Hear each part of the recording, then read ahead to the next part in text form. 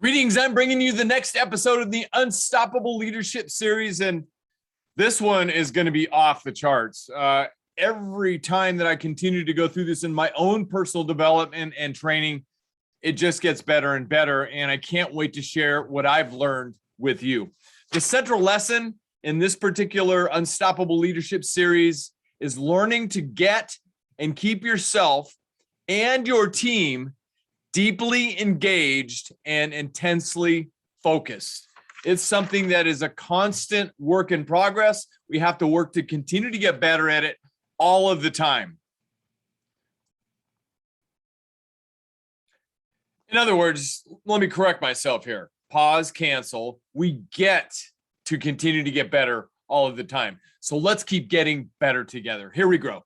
So if you think about the business landscape out there, or even the life landscape out there, we all get to have choices every single day. It's our choice as to what we get to do with our most valuable asset, and that's our time.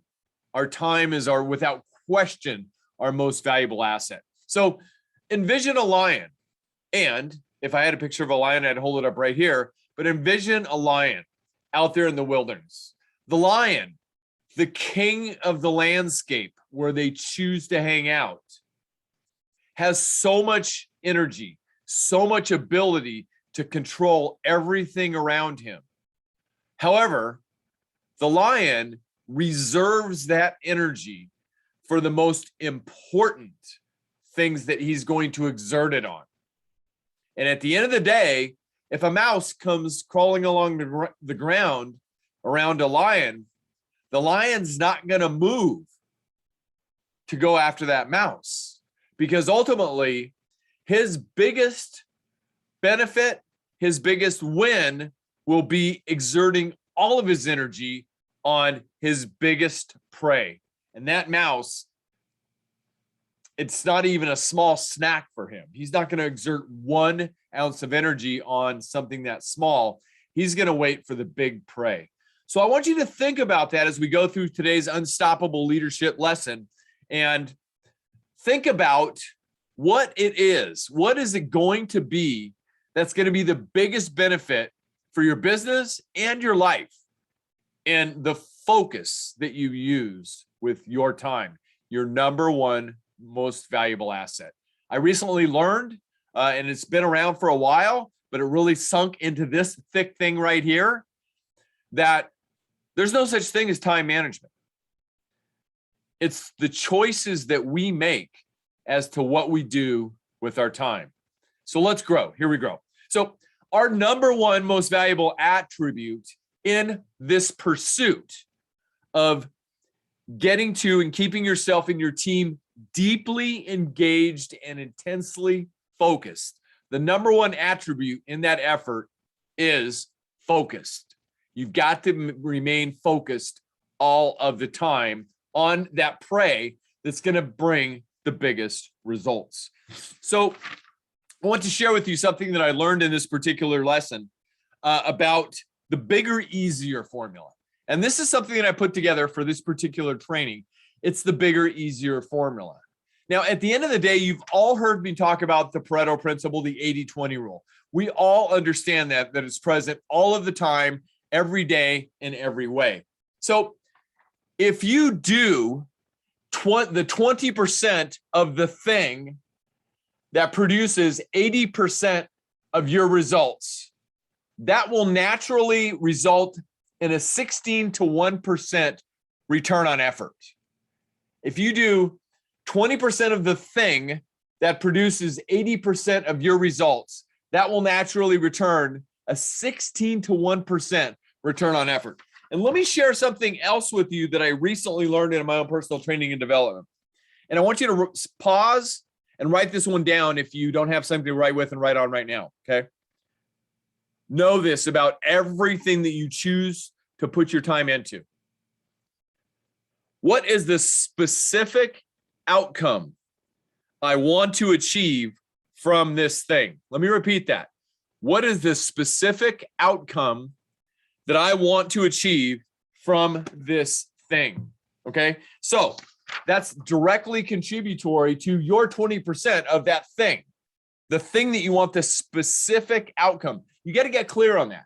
That produces 80% of your results. And if you take that 20% and you take an even deeper dive on that 20%, that thing, and you invest even more focused, intense time to achieve that, it will turn into a 64.4% return on effort, which is a 250 to 1 return on effort. If you'll dive even deeper and get clear and deep on what you're trying to accomplish, forget about the rest of the shiny object going out there. It turns into a 52 to 0.8 result, which is a 4,000 to 1 return on effort. And if you continue to take a deeper dive and really take a deep, concentrated, focused effort on what you're trying to, the result that you're looking for, that one specific outcome, 40 to 0.2, which is a 65,000 to 1 return on effort. It is the big easier formula. It is part of the key to you achieving everything that you want to achieve. It's finding the leverage points. As you take those deeper dives, you've got to find the leverage points that's going to continue to cause your uplift in your results and everything else that you want to achieve, okay? It's the small hinges that swing the big doors. And the result, it's more joy for you, more joy for your team, more benefit for your customers, your communities, and everything else around there. At the end of the day, it's all about your success is identifying and leveraging and keeping focused on the vitals. Your successes will be directly contingent upon your vitals, your goals, your projects, your functions, your priorities, your metrics, your improvements. And at the end of this particular training, I'm going to share with you my top 3 takeaways, and I'm excited about one of those top 3 takeaways, so stay tuned. All right, so let's keep digging on this. We've got to learn to leverage and execute the bigger, easier formula. The allocation of our time and energy has to be 100% focused on what we're trying to accomplish. Remember, knowing your destination is all you need to get there. And if you're not clear on your destination, where you want to go, your goals and everything else, then you're just running the hamster wheel. Don't want that for any of you, okay? So part of that key is, however, like I talked about, getting your team deeply engaged and intensely focused is motivating the mundane, because we all have that daily thing that is the day-to-day, the grind and that kind of stuff. I'm going to get more into that in just a minute, okay? You want to, because when you're going through the grind and it becomes mundane and your team just is going through the motions, for lack of a better term, are you getting 100% of everything they've got? Probably not. And in this particular lesson, I learned through study, we're probably getting maybe 25% of what they've got. We've got to figure out a way to get the other 75% of what they've got, their head, their heart, their soul, their energy, out of that bucket. If we're only getting 25% of their 100% bucket, we got to figure out a way to get the other 75% out of the bucket. Part of that is what I've recently learned. I learned it in this training. I learned it in the book I just finished, How to Change by Katie Milkman. It's called gamification. And it's a strategy. It's not difficult. You don't have to expend energy creating anything new. You've just got to do 2 things. And you've heard me say this before. You've got to make a decision and take action. Make a decision and take action. Okay, so 1, here's the key metrics that you need to have in place to take those steps. 1, you have to know your vision.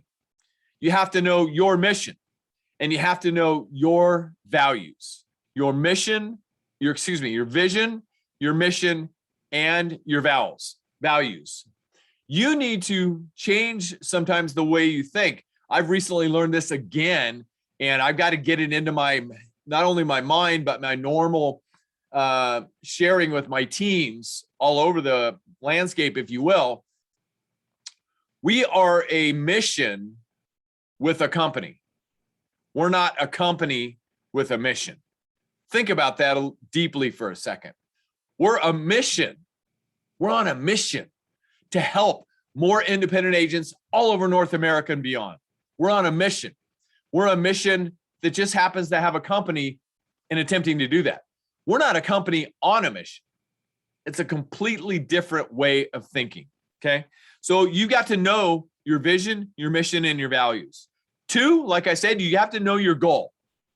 3, you have to know your strategy and your systems, which is where the vitals come into play and everything surrounding that, okay? 4, you have to be effective in your communication to your teams, to your vendors, to everybody around you that is helping you be the mission that just happens to have a company, okay? At the end of the day, I also learned this in this particular training, and this is a quick visual that I put together, okay? Part of that is, okay, I've personally coined this, the Trinity and the Devil's Vortex, okay? Because at the end of the day, you've got to guard all 3 of these quadrants religiously, diligently, all of the time. And the Devil's Vortex is those things. It's the shiny objects. They're trying to pull you away from what you're trying to accomplish here in business, what you're trying to accomplish as far as the life that you want to live on your own terms. And ultimately, if you have a spouse or partner, is that particular most important relationship. This is just mine. Maybe take this thought process and make it your own as well, however it applies to your particular life, okay? You've got to guard that at all costs and protect it. Protect your time, okay? You can't, allow other people to take that away from you, okay? So those things, the 4 things that you've got to get clear on as you get ready to take action on your mission that just happens to have a company, right? Next, you have to have Genesis deadlines. Genesis deadlines. You got to have a deadline for whatever it is that you're working on. The bigger the project, as an example, might need a longer deadline, or you might have a multi-step deadline. I've had that in other projects that I've done over the years. I have, the first phase deadline might be, say, November 1st. The second phase deadline might be February the 1st, as an example, if it's a much bigger project. Break it down into small bite-sized chunks. What's the best way to eat an elephant? 1 bite at a time, right? So make it palatable for your team, because they don't have the capacity that you do. It is what it is, my friends, okay? So next, we have to understand that the pressure and the intensity and everything else is what draws out the superhero in everybody through their abilities. I mean, the best of the best. And we talk about this in Culture Eats Strategy and Everything Else for Breakfast in our series there. You've heard this before. You, on your team, you can't be satisfied with the best available. You can only be satisfied with the best. You can only be satisfied with the best. And those best, they can handle the pressure. In fact, they thrive on the pressure, because humans are not designed to cope with stress, but ultimately to thrive on it, okay? I've also wrote down my own personal note, the sacred focus process. The sacred focus process may be a tool coming up for you in the future. That's just my own note to begin with. And all I want to do is create things for you to help you. The other thing, and this is definitely one of my big 3 takeaways, please write this one down. You may have already heard me say it because it's already been built into my DNA. What makes people happy? What makes people happy? In this particular realm, what makes people happy, is evidence of progress. Evidence of progress. They got to be able to see the progress. You just can't launch an endeavor and keep it hanging out there without showing them the progress that you're making along the way, okay?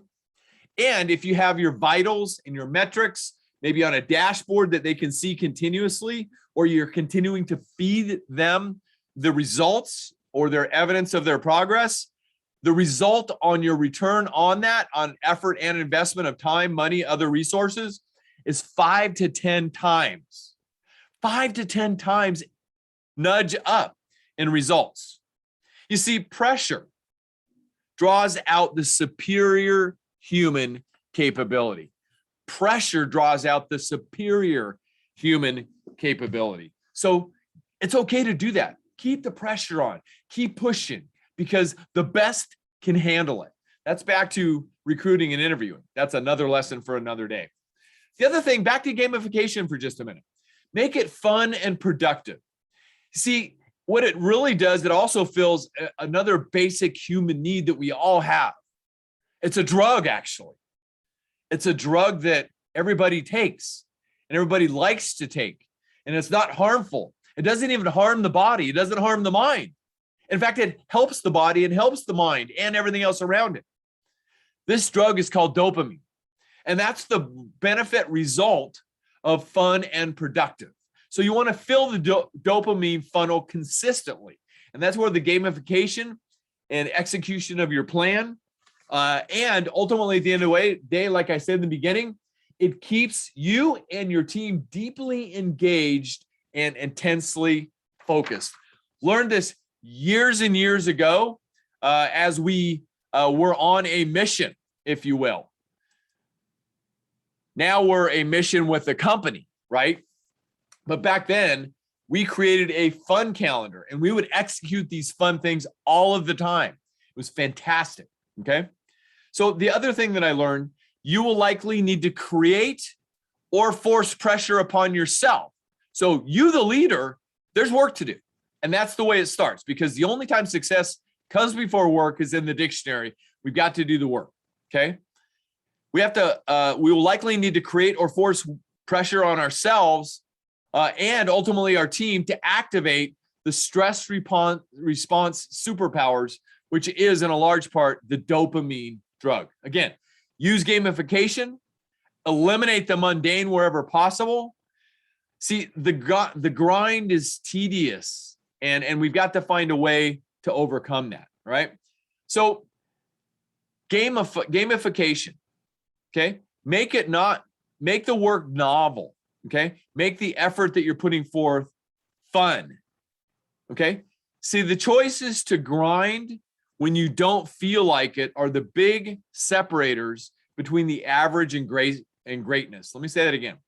The choices to grind, to just go through the grind when you don't feel like it. Ever have those days? Of course, we all do, all right? The choices to grind when you don't feel like it are the big separators between average and greatness. Be great. You all have it within you.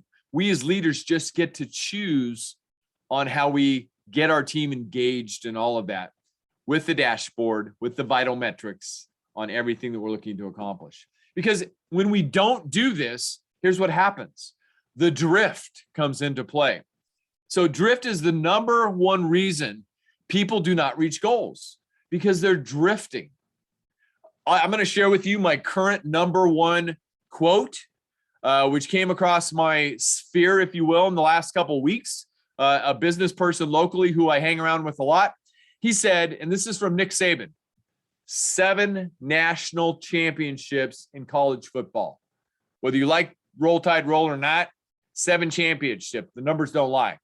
If you're an average player, you want to be left alone because you just want to be able to slide by. If you're a great player, you want to be coached.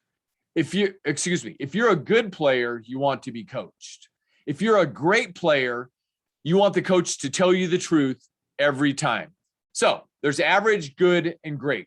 The choice is, what is it that you want? Okay. I want all of you to be great. And I'm going to be telling you the truth all of the time in a bigger way, because that's what we all need.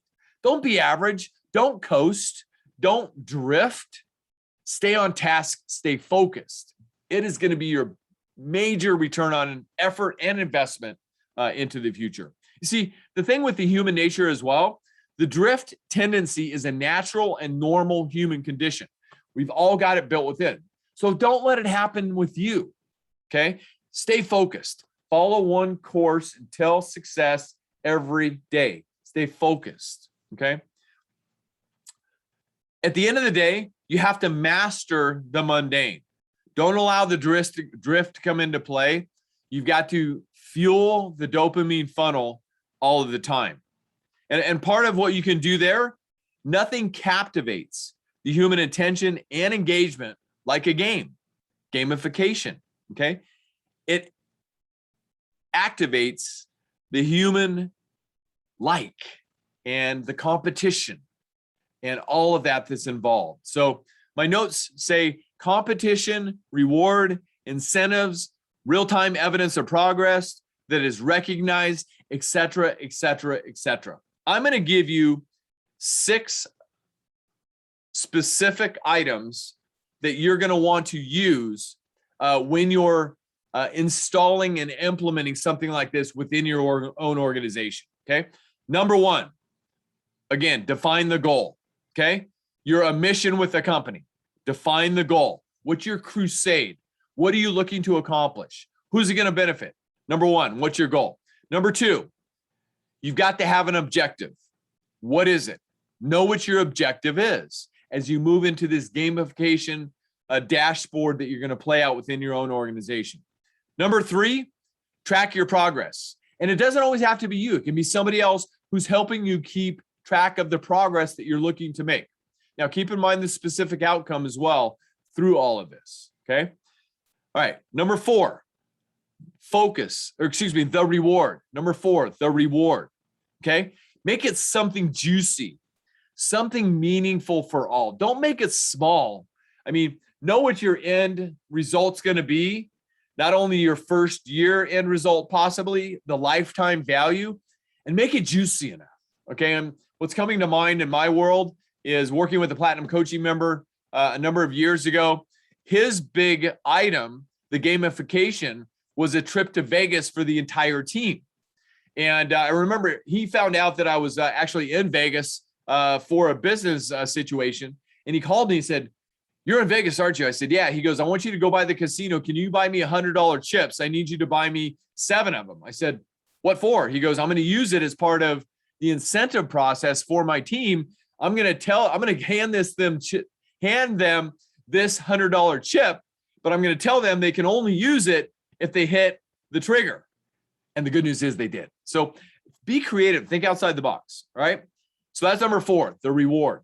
Number 5, set up consequences.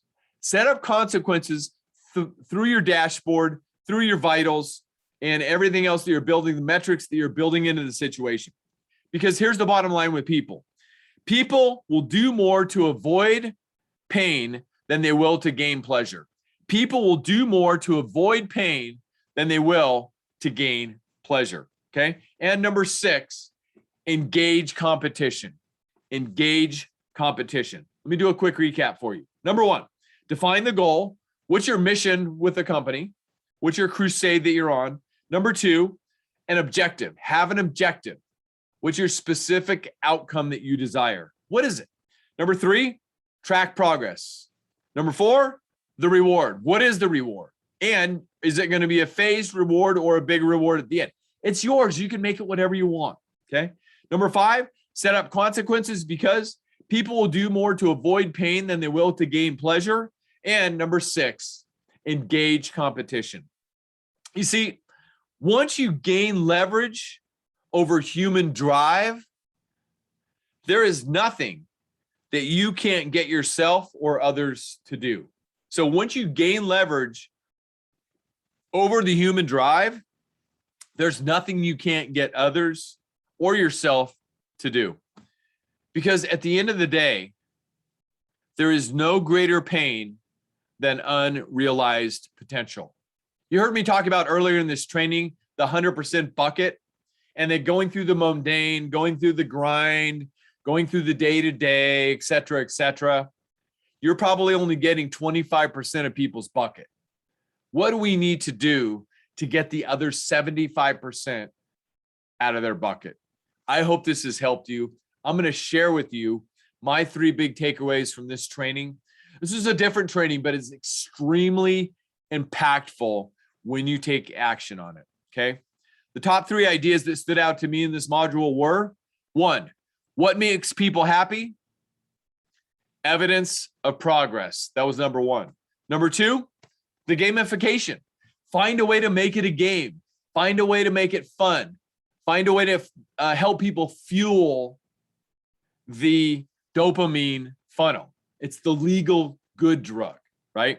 And number three, this is another new tool that we're going to be working on developing for all of you.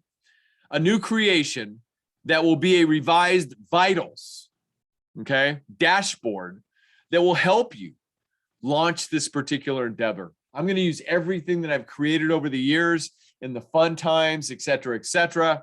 And I'm going to put that together in something that you can use, that you can quickly implement right here, right now, starting today. So stay tuned on that. I'm going to tell you something else that, was really a fun thing from my history in the gamification realm. So I remember when we were executing a lot of these things, and we had a silly string Friday. And so I bought a can of silly string for everybody's desk, set it on their desk. I said, silly string Friday, I want use it as much as you can, et cetera, et cetera. And so I came into the office. It was after everybody was there and already, doing what they do. And I walked around a cubicle. At the time, our office had cubicles. And I walked around a cubicle, and one of the agents said, "That's Mike right there. Here's my silly string. Let him have it." And I was sitting there getting doused with silly string by the client. It was awesome. I mean, at the end of the day, that fuels the dopamine funnel like nothing else, my friends. So at the end of the day, it simply starts with two things: a decision and action. And my great encouragement for you, don't overcomplicate it, please. Simple, but know what you want to achieve through everything we talked about. If you need to go back and revisit this, please do, so you can get everything written down. I hope this helps you, and I can't wait to continue to share with you as I get to continue to experience becoming a better leader. And that's all I want for all of you. Not only do we want your success, but we want to help you become a better leader. And one other add-on for you.